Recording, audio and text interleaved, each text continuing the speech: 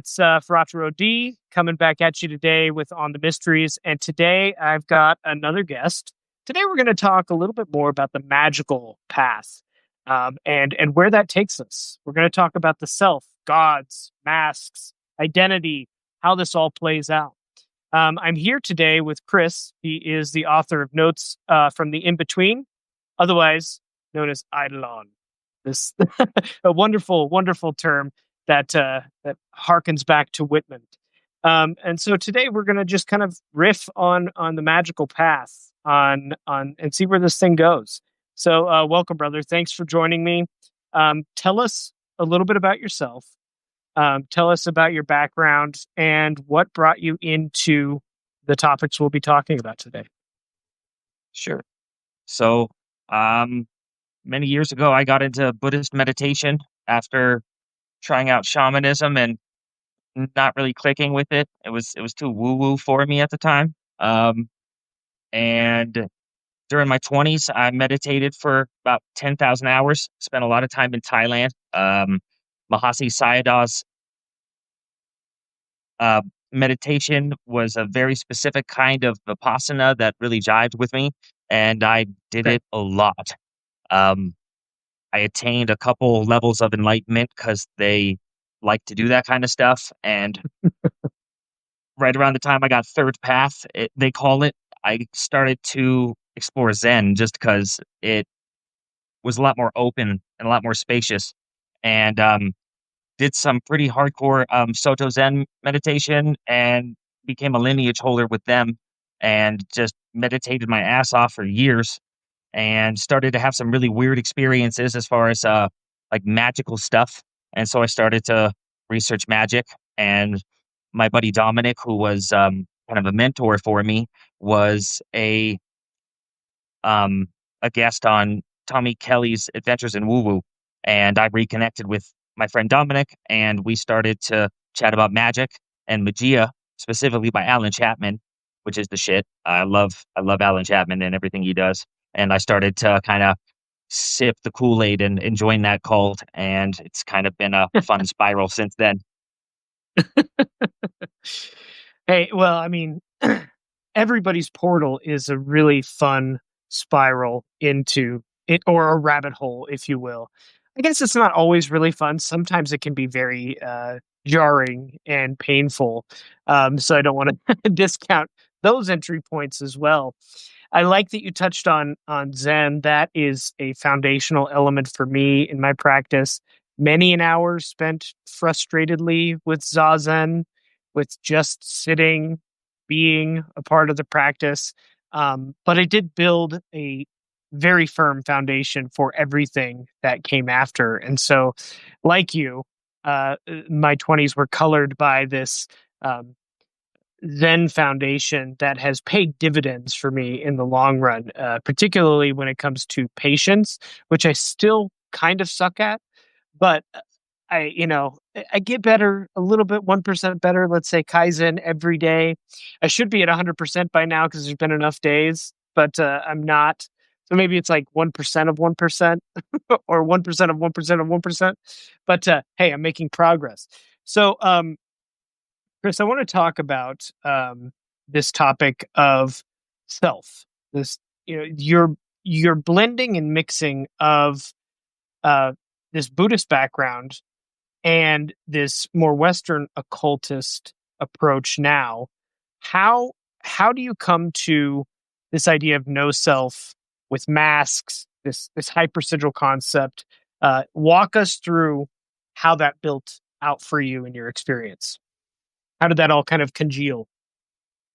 Sure. It was entirely because of magic. Very shortly after getting into magic and realizing just what you're doing when you're practicing magic, a light bulb went off for me with emptiness. And it's that if everything is empty, including the self, including all this magic stuff, then I should be able to just put on a new hat and see what it's like to play with that. So I got into chaos magic, and with their belief shifting And that kind of was the next paver on the way. And if you can shift a belief and say, I'm going to be a fundamentalist Christian for a week, then you can do that with an identity. And Mhm. so you can go so far as to like construct a new identity for yourself. If you don't like the person you are and you want to become more loving, or if you want to become more charismatic, or if you want to become more disciplined, you can try playing around with like a different version of yourself from a different universe, and you can see what it's like to move through the world as if you were like this. And because emptiness Mhm. is, then it's possible. And so I started playing around with that, and I had pretty good results with it. And then because of Buddhism and some deity yoga that I did, I was used to trying on a god form, so to speak. So that kind of was Mhm. wrapped up in it. Yeah, I think that's an important piece of the magical path in general. The magician is the most fluid, other than maybe the fool. The magician does it at will, however, whereas the fool, I feel, does it by spontaneity or by sheer force of the foolishness itself. But the magician, by will, is the master of masks, the master of identities, the master of wearing different hats. That is the process of the magical path. It always has been for me. In many cases, is okay. What hat do I need for this occasion? What archetype do I need to bring in? What energy do I have to pull from in order to get the result that I want? Yeah, Whereas eh, many of the other masks that we wear are either built into our nature or built into, say, our astrological chart, those sorts of things. The magician, when that mantle is taken on, I think supersedes a lot of that, right? Most of what we talk about in magic is sort of like it is an escapist model of those base qualities that we're all born into, right? We come into the world, the stars determine what your fate is, what your destiny is. Magic is the path that says, yeah, I'm not going to exactly play by those rules. I'm not going to be stuck with them, right? Um, and I think that's a valuable thing. Um, but I also think it's one of the things that is, oh, what's the right term here? I don't know if oversold or overstated in the esoteric or occult or magical community with this new revival that we were going through right now. All these new voices, all this explosion of content. Everybody wants to be a magician. I don't know how feasible it is for everyone to be a magician at the same time. Historically speaking, we don't see that, right? Um, it's it's a hard path. It's not easy. It's not easy whatsoever. And so I like this idea of masks. Tell me more about what that feels like for you, what it looks like in practice. Like say sure. day to day even. So, first thing that just popped up was shadow work. It's probably the best thing I've found for shadow work. So if I find myself having a pretty bad time in any given day, any given week, I can take that as a sign that I've been playing to a role unconsciously. So I've essentially fallen under the seduction of a shadow, of a demon, even, if you will, and I've mistaken it for myself.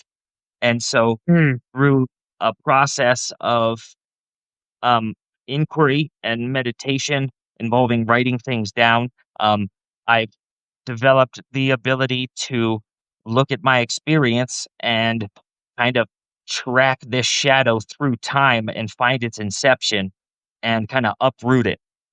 And hmm whenever a magician uproots something like this, when it has been draining their power, they now have access to that power again. And so it's a way hmm to reclaim what was unconsciously given away in ignorance.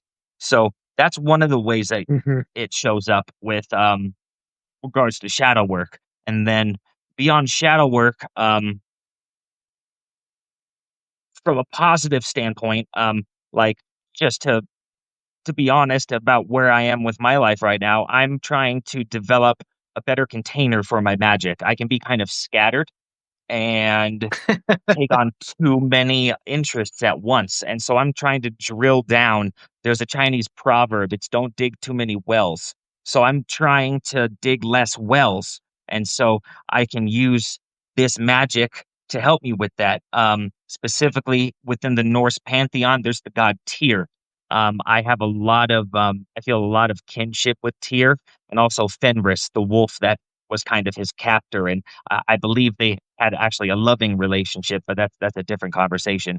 But so I can emulate Tyr and take on his qualities as a god form and simply shift my identity more toward that. I'm still Chris, I'm still myself, but because I'm the Eidolon, I have the ability to put on different faces. And so it's Chris with a slightly different face. Yeah. Yeah, um, that's something that we see across traditions too, right?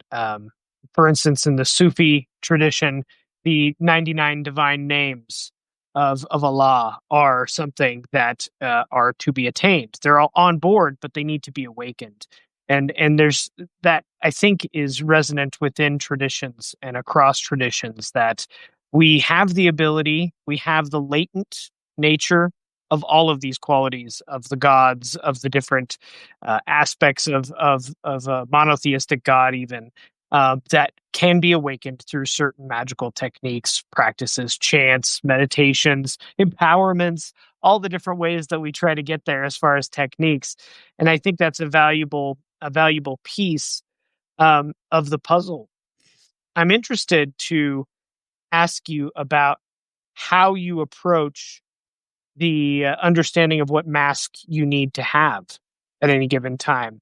Do you use a divination system to guide you to that when you're unconscious of what element you're presenting in? Like you talked about the shadow element kind of taking over, right? That's something that I'm very familiar with as someone in recovery as well. Is when I don't know that I'm not the one writing the script, when I don't know that I'm not running the show, often it's either suffering, some sort of pain that will point the way to be like, "Oh, I'm no longer running the show. I've given this over to someone else." Um, so I'm curious, when you're in that mode, is it meditation that guides you to that, where you say, "I need to put on a different mask"? How does that work for you? Day-to-day suffering. That's all what it comes down to. I live my life with an internal compass pointed in the direction of ever increasing joy and happiness. And if I'm moving in a direction consistently that's bringing me pain, then that's a sign that I'm Hmm. not myself. And I do a very specific meditation to show me the specific shadow that I'm working with, and then I work with it backwards in time. But yeah, no, it's just it's an internal compass. It's very simple. It's I guess taken number of years to develop the faith and the trust in myself to Hmm. know.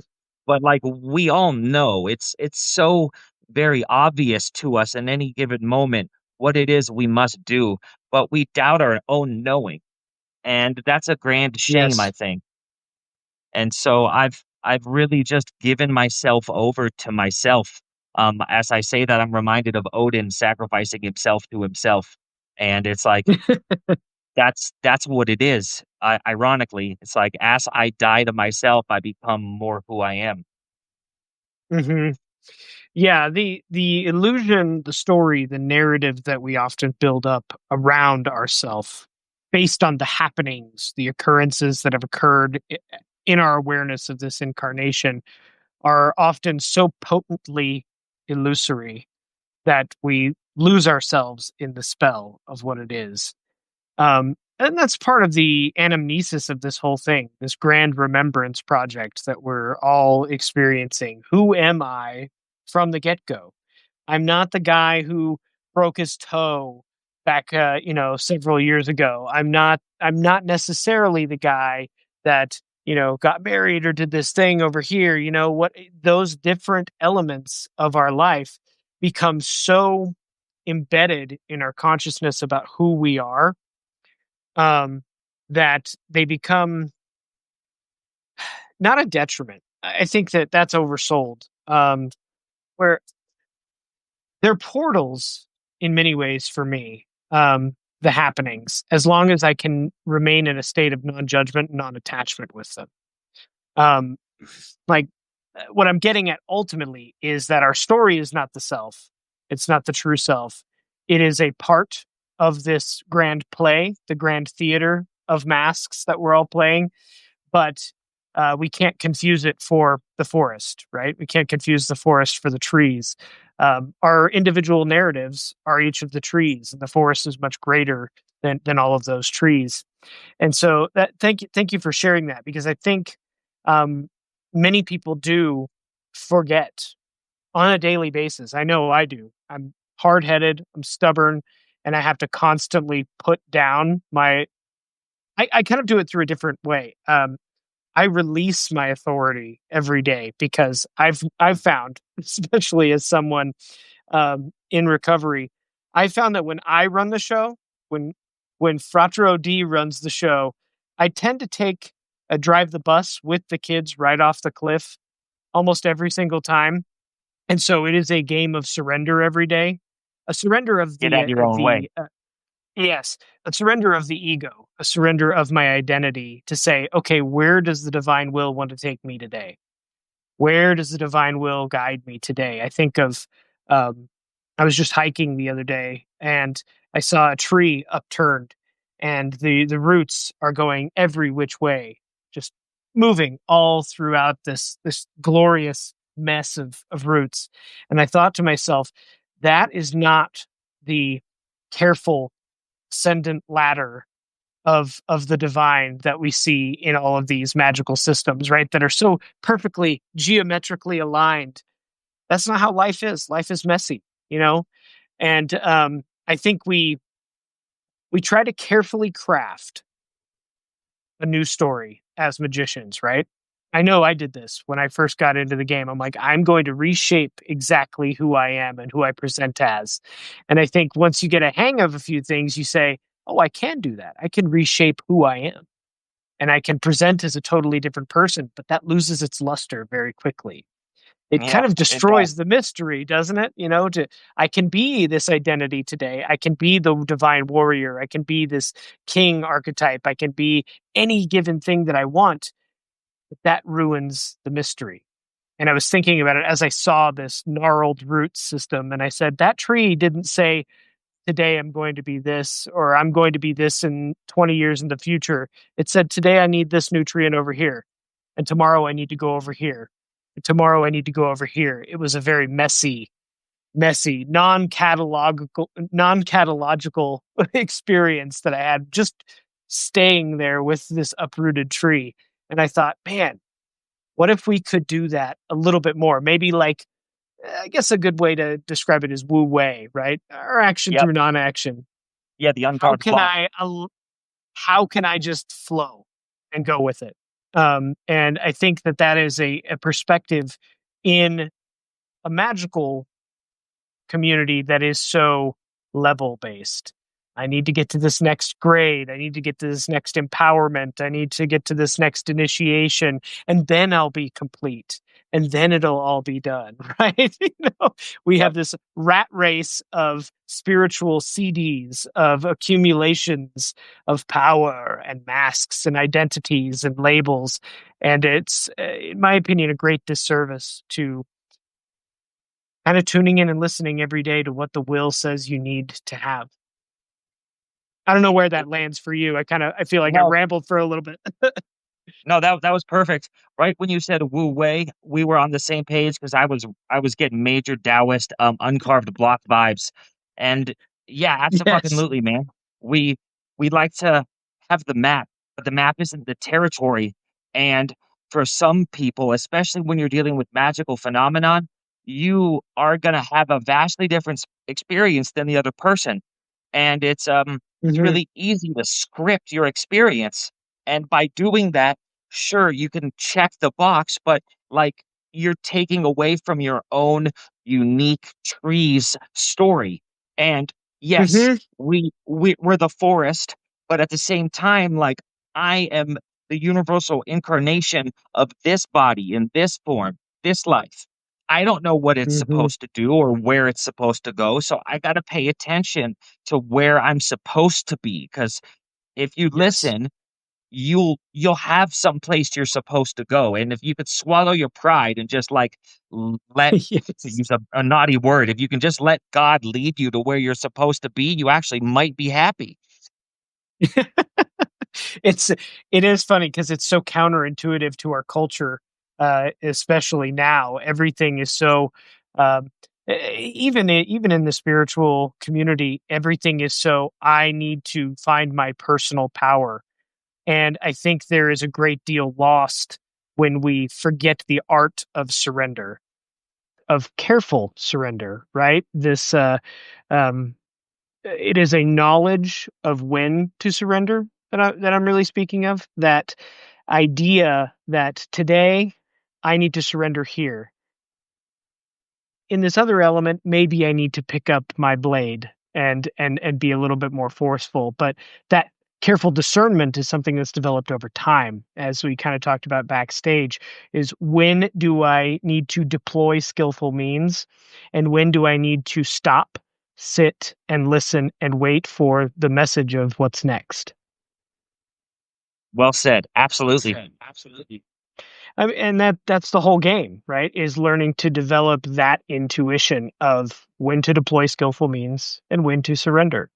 Um, so we've talked about self. Let's go into self as a hyper sigil. I really Yeah. want to talk on that. Tell us a little bit about how you came to that idea and how it works out for you in your practice. Sure. So when I got into magic and I was kind of like mixing emptiness with the identity, originally presented itself to me as like a mask or like a hat, something that I could put on and wear. And over time, it's evolved, and I see it less as like a mask or a hat, and more of as like a hyper sigil. And um, to define it, I would define a hypersigil as an intention that you sustain over time through space.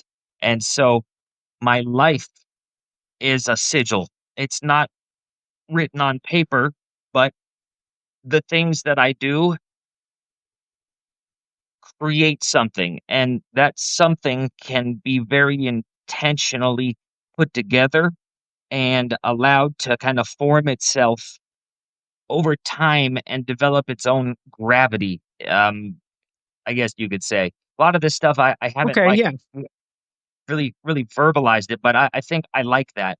And the way that it manifests in my practice is oddly enough, one of the major ways is I freestyle rap. It's a huge hobby of mine, and I've I've done it a lot. There was a period of time where I was doing it like 9 hours a day for like probably 3 years. I was obsessed with it. And I found that I could go up or down while freestyling. And so I could get sad or I could get high energy. And I found that I was actually like ascending and descending along what I grew to understand as Yggdrasil, so the world tree. And so I can travel to Okay. these different realms and these different worlds based off of what I'm rapping about because the things that are coming out of me are certain vibratory qualities. But in order to do that, I actually have to resonate with those qualities on like an astral Hmm. level, I guess you could say. And so, Okay. depending on what I choose to resonate with, that will kind of form the hyper sigil. And when you get intentional with it, um, it's like you're holding a shape in your mind, and that shape that you're holding, that's what I've grown to understand as the hypersigil. And I know it's applicable in ways other than freestyle rapping because I know there's a super niche thing. And so it's like whenever you're you're doing something creative where you're holding your mind in a certain shape, that's self as hypersigil because by choosing what I want to rap about and by choosing like what I want to resonate with, I'm speaking myself into existence. And the Okay. speaking of self into existence is the hypersigil. So like as for a while, rapping was like my entry into like my sad boy phase. I avoided sadness like the plague for most of my life. And right around 30, I really had to cannonball into sadness for like a good 3 or 4 years. And I was a sad, sad man. But I got through that and I'm not sad anymore.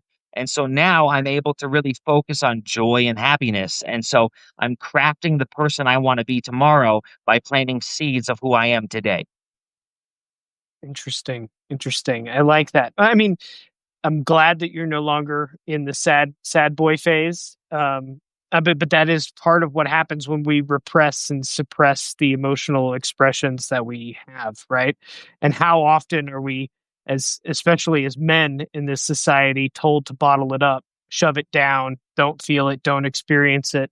Yeah. We're given Fisker's scissors and Fisher Price tools to deal with emotional problems that require something a little bit more hefty. And it's good to see that men out there are at least equipping the emotional intelligence to deal with these things and sit and feel those things. Because I think that without dealing with that, I think magic becomes quite an impossible task.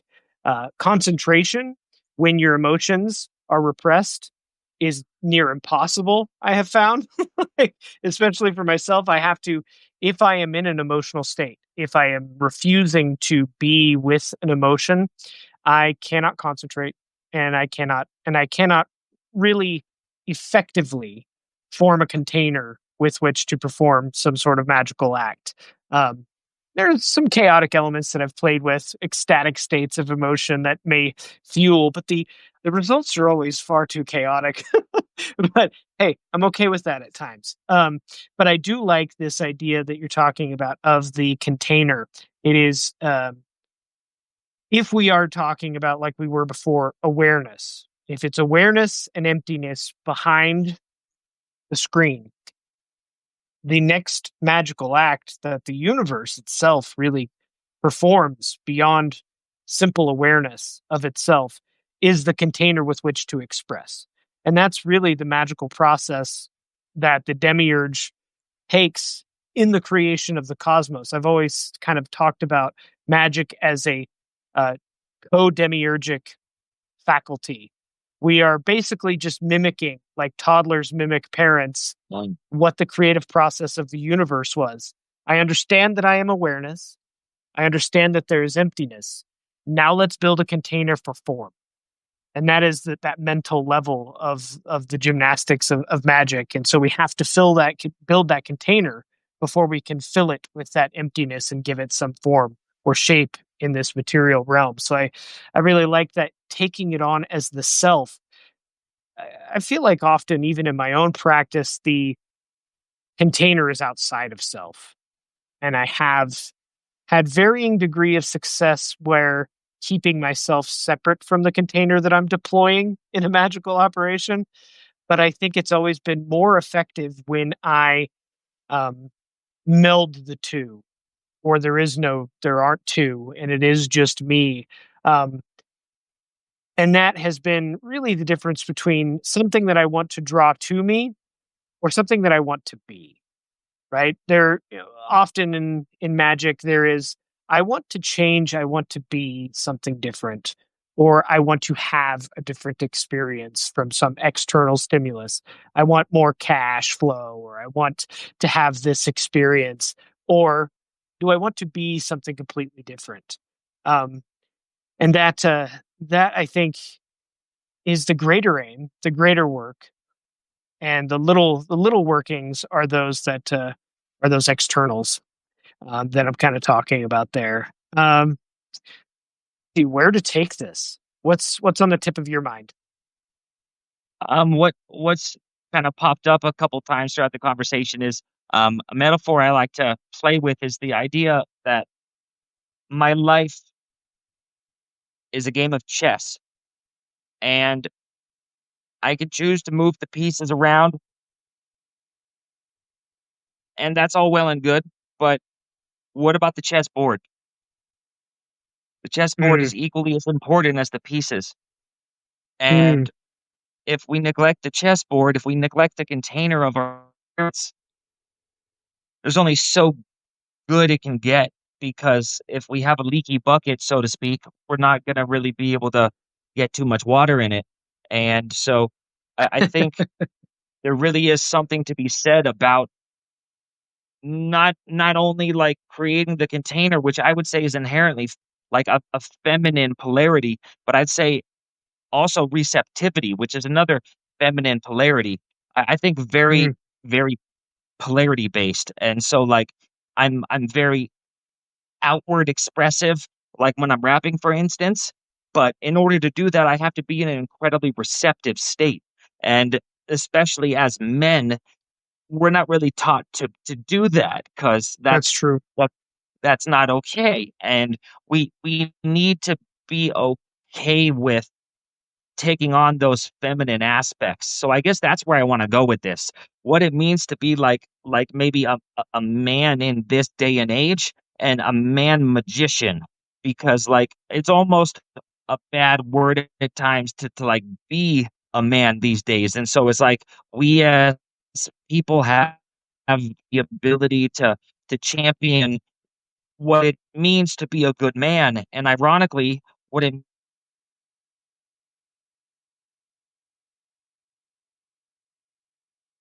Bear with us. I think we lost him for a second. Oh, sorry, you're I back. think I lost you a little. Oh, the wonders of technology. One second. I will invite. Oh, you back. You back. Welcome back. I think that was the universe telling me to get off of my soapbox. Isn't it funny how technology will tune into that? No, but I think you said some valuable things there that that I will touch back on, and that is the expression of proper masculinity, right? There there's this myth of introspection of this kind of stoic male that we that have kind of crept back into, say, like the red pilled community of masculine talk of being an immovable object, or this uh, non-expressive being. And you touched on the receptivity of the feminine, and you're talking about freestyle rapping, and it brings up really poetry for me, which is, in my opinion, the most potent of almost all magical techniques, and it always has been for me. Mm, Recitation of poetry, the writing of poetry. Poetry is the language of the gods. It is the poetry of, or is the language of creation. At least for me, for the systems that I work in and dabble in, if there's not poetry, it's not alive for me. um, the the recitation of an Orphic hymn, the recitation of the Book of the Dead. These things are magical in and of themselves just by sheer recitation. And I think we've forgotten that element. So much of today's world is about fabricating something instead of just falling in love with the spoken word, right? Every tradition talks about a specific moment in time where the word created everything. It's as simple as that. The word opened up the cosmos for business, so to speak. It wasn't thought about and fabricated, it was expressed in a singular sublime moment. It was expressed. It wasn't built and carefully crafted by some architect. It was expressed. And I think we need to learn that. Again, not only as magicians, but as men, as magicians in this world too, is what is our expression? How are we showing up? And how are we expressing? Welcome back. sorry, man. You're good. You're good. This is what happens with technology. And I've also found that it's not just when we're a little bit off base, but when we're saying something that does need to be said, but maybe not yet. Yeah. So tell us more about that expression with freestyle or with other forms of creativity. What is that? What is how does that manifest for you? Clarify for me what expression we're talking about. Any any expression instead of introspection, right? Which is so the male mode of I'm going to be in my own head, I'm not going to express, and when I express I'm going to be expressive in the wrong ways. What is a healthy expression of creative potential or inspiration look like in your magical Mm, practice? As I said, you've mentioned the rapping. What else is there for you? Some people paint, some people do this. It's all magic to me. There's no mundane anymore for me. To me, yeah, it's all magic. sure. I fancy myself a bit of a poet, and poetry for me is really identical. No, I'm not gonna say it's identical to the freestyling. It's it's a much holier feeling thing. It's a lot slower. I don't like it when things go too slow, and so I kind of force myself to engage with slowness because I need to slow down. And so, Mm, um, e expressing myself incredibly intentionally with my words is something that is very important to me. And when I was younger, I would get smacked upside the head by my mom a lot because I would just speak. And as I get older, I find that there are a lot of people that speak a lot but say very little. And so I don't want to be one of those people. And so I think talking just to talk or fill empty space isn't the way to go. And as a man, um, I can display my strength and my steadfastness with my words in a very warm way. I think warmth mm, is so important for humans. We have a lot of warmth missing in our culture, I feel, and especially between men. Like you have other cultures where men can hold hands and it's not seen as weird, but yeah. in this culture, you can't even say something nice to a man without being accused of things. And so I think warmth is incredibly important just to let another human being know that you appreciate them and that you can see them and you're there for them. And you might not have anything to say, but I don't know. Warmth. Warmth is important. I think that's very very astute. The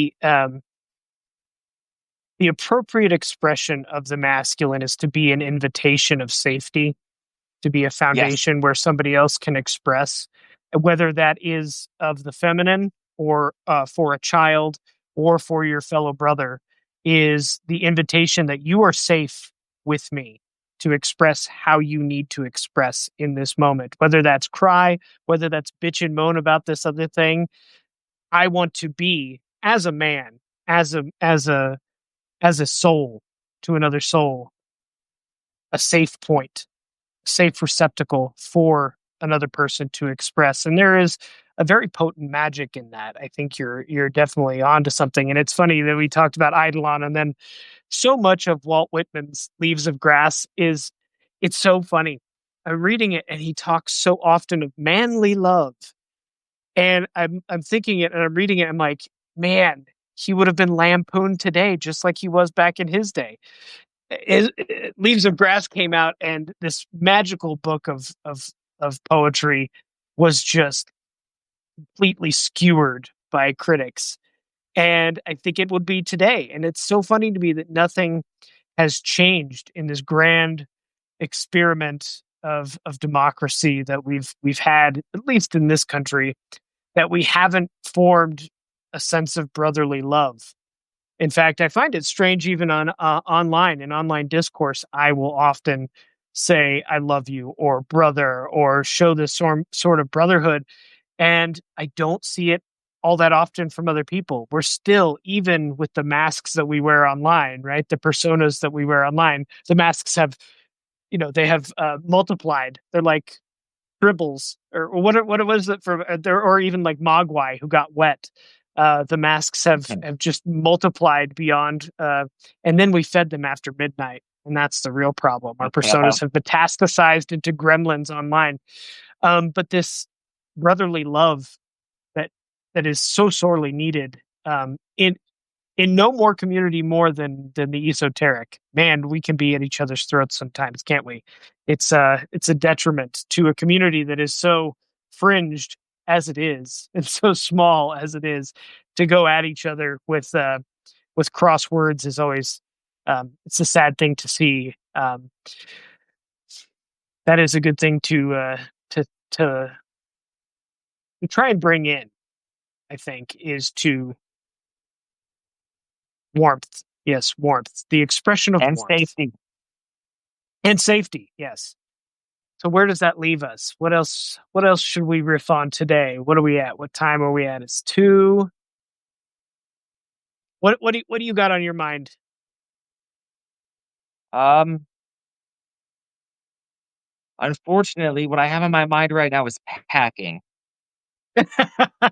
So, so, for those of you who don't know the backstory, Chris here is moving today, and he decided that moving and a Substack Live could be achieved at once. He is, after all, a magician. So he was able to accommodate us for this hour. I think that if that is the universe, we're going to surrender to the universe, Chris, because the universe is telling you that you need to get your ass back to packing. But I want to thank you and extend warmth to you for joining me today to just riff on self and how we express ourselves as magicians and as people. It's been a really beautiful chat, and I hope we can do it again, man. Thank you very much. I hope to do this again. Well, right on. Well, guys, thanks for joining us as well. Everybody who's joined and chatted. I know there's quite a few people who kind of riffed on what we were riffing on, and we'll do it again soon. Thanks, guys. Enjoy packing. Thanks. Bye.